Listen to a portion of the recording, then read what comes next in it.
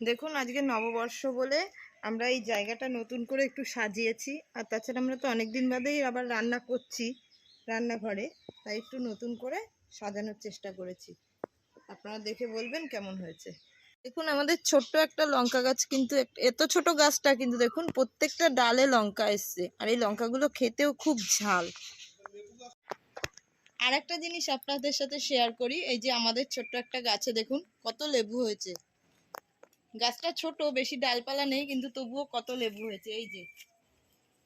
এই যে বড় হয়েছে, এই যে ছোট ছোট ছোট, এই যে পাতার ফাঁকে ফাঁকে লেবুগুলো, এই যে গন্ধরাজ লেবু। পাতা না, গাছ নাড়া দিলেই পাতায় এত সুন্দর গন্ধ বেরোয়। এই যে অনেক রকম সাইজের লেবু হয়েছে। এই যে আপনারা দেখতে পাচ্ছেন কিনা জানি না, যে আমাদের গাছে আম হয়েছে 3টে গাছ, কিন্তু এবার বাদবাকি দুটোতে হয়নি, এই একটাতেই আম হয়েছে খালি। সবাইকে জানাই শুভ নববর্ষের অনেক অনেক শুভেচ্ছা ও ভালোবাসা। আমরা অনেক দিন বাদে রান্নাটা করছি, তাই আপনারা কিন্তু এই রান্নাটা অনেক অনেক ভালোবাসা দেবেন এবং আমাদের চ্যানেলটাকে সাবস্ক্রাইব করবেন। আমরা আজকে যেটা রান্না করব ডাব চিংড়ি, তার জন্য নিয়ে নিচ্ছি, প্রথমেই নিয়ে নিতে হবে ডাব একটা। এই যে একটা ডাব নিয়ে নিচ্ছি, ডাবটা কিন্তু হালকা একটু শ্বাস আছে, হালকা শ্বাসালা ডাব নিয়ে নিয়েছি। আর তারপরে তো চিংড়ি তো লাগবেই, এখানে চিংড়ি নিয়ে নিয়েছি, লবণ নিয়েছি, নুন আর হলুদ।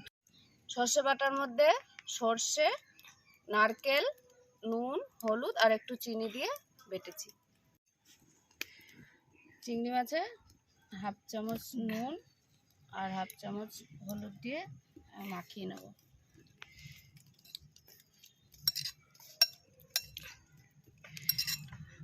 আমাদের অনেকটা সর্ষে আছে, এতটা লাগবে না, আমি আন্দাজ মতন দিচ্ছি।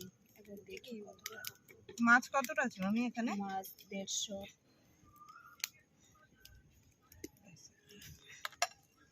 দেখুন আমার যা সর্ষে বাটা ছিল হাফটা লেগেছে। আপনারা মাছ যতটা থাকবে সেই আন্দাজে দেবেন। একটা আইডিয়া তো থাকে যে কতটুকু মাছ কি কতটুকু লাগবে। হ্যাঁ, 200 করে কেউ। এবার আমি সর্ষের তেল দিচ্ছি, একটু বেশি করে দিলে ভালো লাগবে ঝাঁজটা। হ্যাঁ, আর একটার পর একটা মেশাবেন, সব একসাথে মেলালে ভালো হয় না।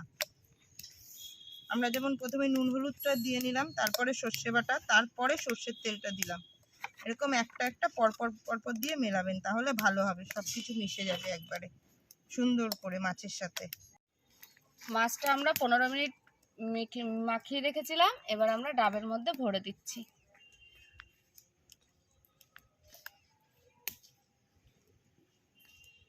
সর্ষে বাটার মাছটা দেওয়া হয়ে গেছে, এবার আমরা আটা দিয়ে মুখটা ইয়ে করে দেবো। আমাদের যেহেতু বাজার থেকে ডাবটা খেয়ে এসছে, তার জন্য আপনাদের কাছে ফয়েল পেপার থাকলে সব থেকে ফয়েল পেপার দিয়ে করলেই ভালো হয়। আমার বাজার থেকে ডাব আনা মাথাটা আনতে ভুলে গেছে, আর আমাদের কাছে ফয়েল পেপারটা এই মুহূর্তে আর ওরাও দিয়েছে কেটে, বুঝতে পারেনি, তাই জন্য বেশি করে আটা দিয়ে এইগুলো হচ্ছে ঘরোয়া পদ্ধতি, মুড়ে নিলাম।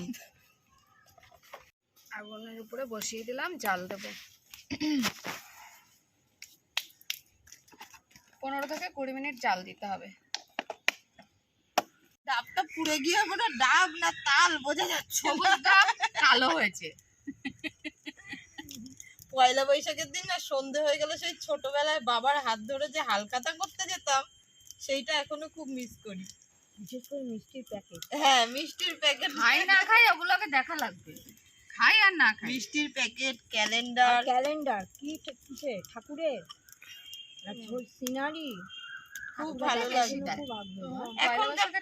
এখনকার বাচ্চাদের মধ্যে আর সেই এনার্জিও নেই, যেতেই চায় না, ঘর থেকে কেউ যেতেই চায় না। আমার ছেলে তো বেরোতেই চায় না। ঘর দিয়ে বেরোতে বলবি, গরম লাগছে, ভালো লাগছে না। আর একটা আকর্ষণ ছিল পুজো কবে, ওটা আগে দেখে নিতাম। সেটা তুমি এখনো করো?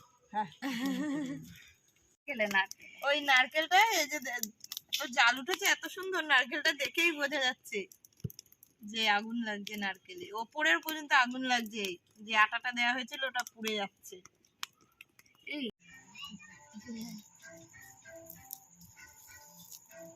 ডাবটা নামালাম।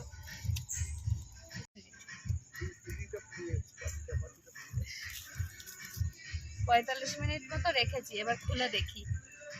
এই যে আমাদের ডাব চিংড়ি একদম রেডি। আমাদের ডাব চিংড়ি তো রেডি হয়েই গেছে, আর যা গরম পড়েছে ওর জন্য দুপুরে আমরা একদম সিম্পল খেয়েছি। আর নববর্ষের যে স্পেশাল ভোজ সেটা আমরা রাতে খাবো, আর আপনাদের সাথে অবশ্যই সেই থালিটা শেয়ার করবো। এর সঙ্গে যে স্পেশাল থালি আমরা শেয়ার করব বলে বলেছিলাম, সেই স্পেশাল থালি নিয়ে চলে এসেছি নববর্ষের। থালিতে আমরা রেখেছি মাছের মাথা দিয়ে মুগের ডাল, লম্বা করে বেগুন ভাজা, আর এখানে ডাব চিংড়িটা তো আপনাদের দেখিয়েছি, আর এখানে আছে খাসির মাংস, আমের টক যেটা ছাড়া গরমকাল একদম অসম্পূর্ণ, আর ওখানে আছে ছানার জিলাপি মিষ্টির মধ্যে রেখেছি, লেবু লঙ্কা আর লেবু লঙ্কা জল। জলটাই ভুলে যাচ্ছিলাম বলতে।